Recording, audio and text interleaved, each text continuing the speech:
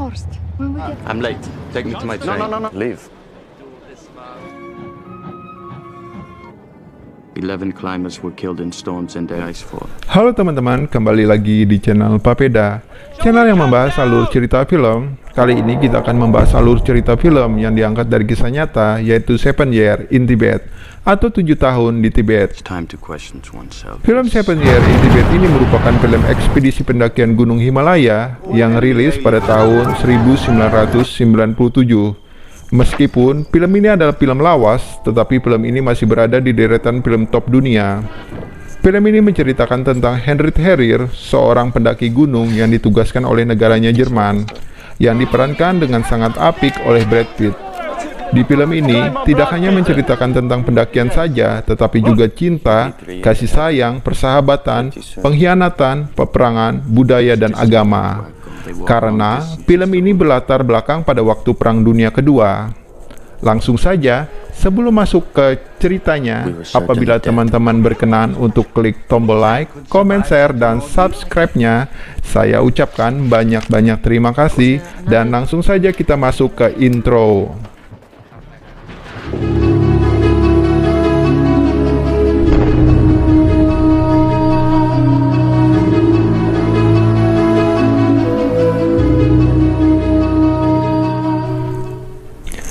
Scene dimulai dengan diperlihatkan seorang anak kecil calon penerus pimpinan Tibet, yaitu Dalai Lama, yang sedang menerima hadiah dari masyarakatnya.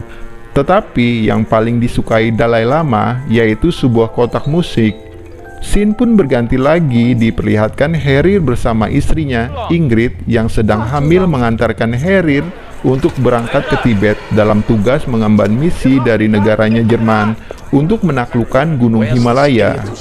Kemudian, Harrier menuju Nanga Parbat, yaitu puncak ke-9 di atas bumi. Singkat cerita, Harrier dan temannya sudah mencapai pos 4 dengan ketinggian 22.000 kaki.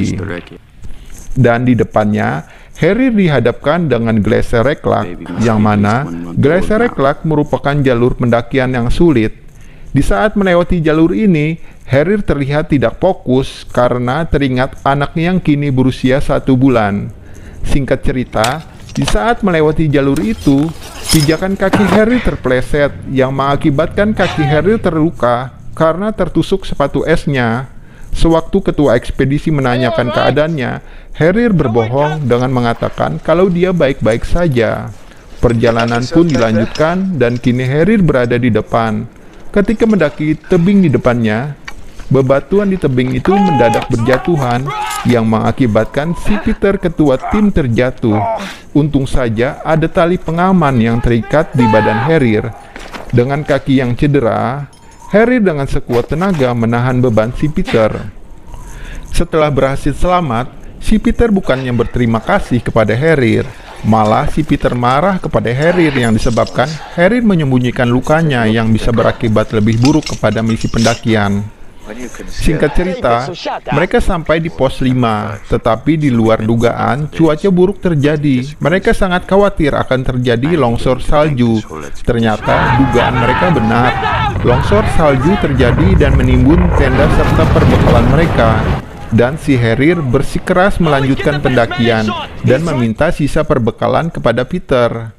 Tetapi ketua rombongan Peter memutuskan untuk turun. Sewaktu turun, Harrier bertemu rombongan pendaki dari Tibet yang memberikan foto Dalai Lama. Walaupun sempat menolak, Harrier akhirnya menerimanya juga. Tapi sial bagi mereka, datangnya tim patroli setempat menahan mereka.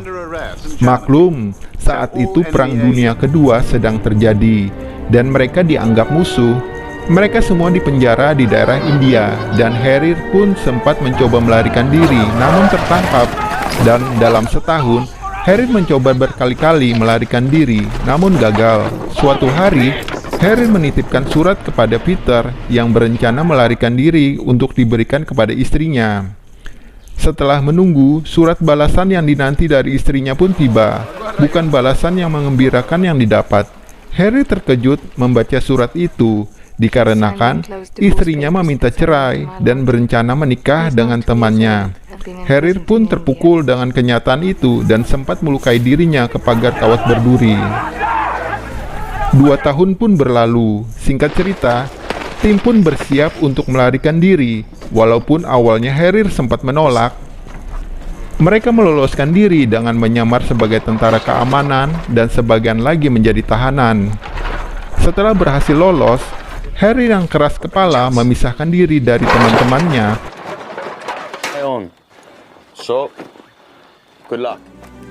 Dalam pelariannya, Harrier masih berada di kawasan Tibet dan Harrier sempat kelaparan dan mencuri makanan dari kuil setempat. Di persembunyiannya, Harrier sempat bertemu dengan Peter yang juga kelaparan dan dia membagikan makanannya. Ketika mereka ingin melintas di daerah Tibet, mereka dicegah oleh penjaga wilayah Tibet yang melarang mereka melintas. No foreigner, no foreigner. Yes, thank you. Yes, of course.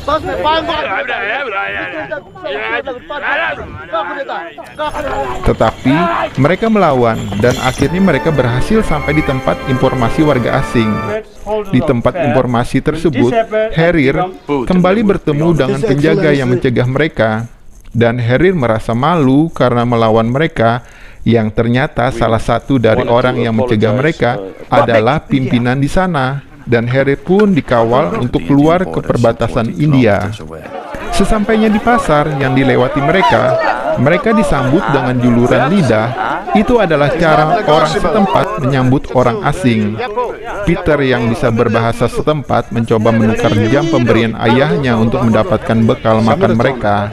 Di pasar ini, Peter dan Harrier mempraktekkan gaya berbaris dan lari orang Jerman, dan mereka berdua meminta ruang untuk mempraktekannya.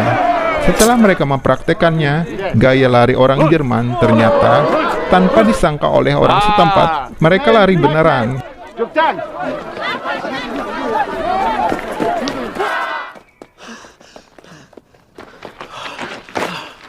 Sewaktu mereka istirahat, si Peter melihat 3 jam kepunyaan Harrier yang jelas saja membuat si Peter marah dan sempat ingin meninggalkan Harrier.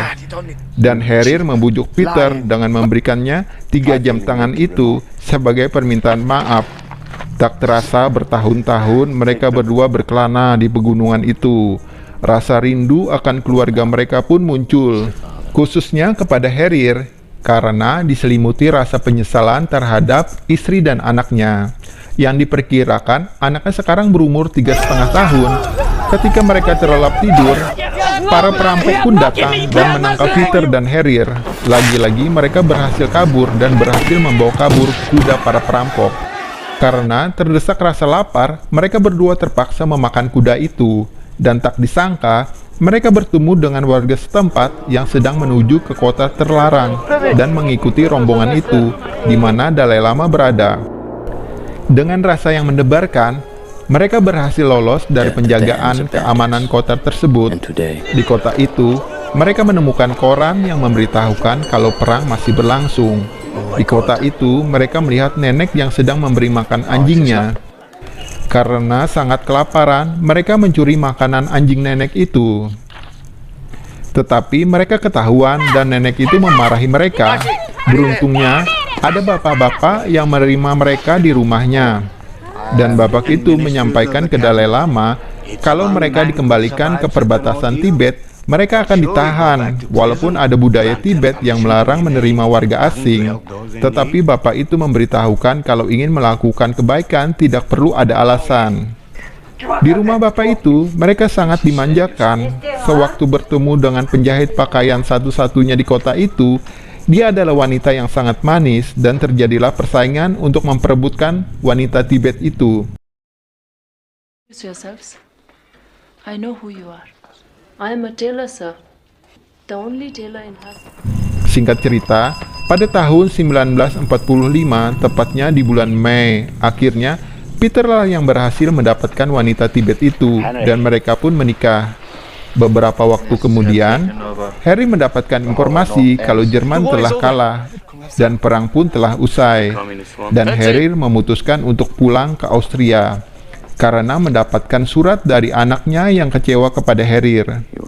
Tak disangka, Harry pun mendapatkan kehormatan bertemu dengan Dalai Lama yang meminta Harry membangun gedung bioskop dan mereka akan membayarnya. Tentu saja Harry menyetujuinya. Di saat menggali tanah untuk pembangunan bioskop itu, mereka mendapati sedikit hambatan karena terdapat banyak cacing yang menurut kepercayaan di sana, cacing itu adalah reinkarnasi leluhur mereka, maka itu jangan disakiti. Singkat cerita, Dalai Lama sangat menyukai Harry karena banyak mengajarkannya tentang pengetahuan dan dunia luar. Di lain cerita, Cina ingin menguasai Tibet karena Cina beranggapan kalau Tibet berada di kawasan mereka. Tetapi, Tibet melawan dengan memulangkan pekerja dan menutup kantor Cina yang berada di Tibet. Dan pada saat hari Natal, Harry memberikan hadiah jam tangan ayahnya Peter yang dulu sempat ditukar dengan makanan saat mereka kelaparan. Tentu saja, si Peter sangat senang. Scene pun berubah di mana Dalai Lama bermimpi buruk, yang mana di dalam mimpi itu, desa tempat tinggalnya dibom oleh tentara Cina. Lalu Dalai Lama meminta Harry menjelaskan mimpi tersebut. Beberapa waktu kemudian, ternyata mimpi itu menjadi nyata dan mereka pun bersiap melawan pasukan Cina. Dan Peter serta Harry diminta membantu mereka. Dan tibalah utusan Cina kalau Tibet harus tunduk kepada Cina jika Tibet ingin tetap tenang. Tetapi Dalai Lama menolaknya dengan halus dan Cina pun memutuskan untuk menyerang Tibet di daerah perbatasan. You must understand. Visit. Religion is poison. Sahabatnya Harry yang menjabat sebagai gubernur memutuskan untuk menyerah kepada Cina dan dianggap sebagai pengkhianat. Dan akhirnya, Cina pun menduduki Tibet dan Dalai Lama tidak memiliki hak politik apapun terhadap Tibet dan tidak bisa berbuat banyak dan sebagian penduduk kota Tibet pergi meninggalkan kota itu. By Debussy.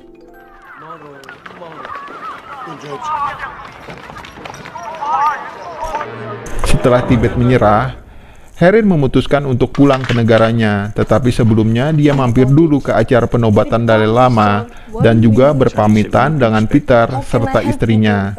Sebelum berpisah, Dalai Lama memberikan sebuah hadiah yang nanti akan diberikan Harry kepada anaknya.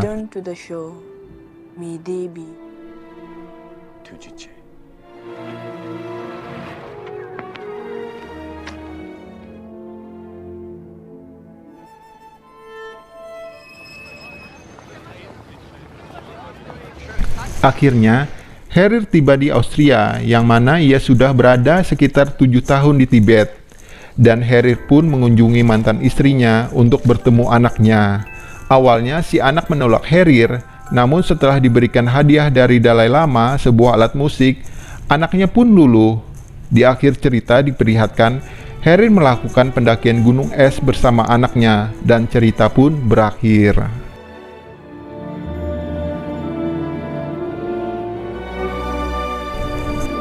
Apabila ada kesalahan dari alur cerita di atas, saya mohon maaf. Dan apabila dari teman-teman ingin merequest alur cerita film, harap komen di bawah ya teman-teman. Dan jangan lupa untuk like, comment, share, serta subscribe-nya. Dadah!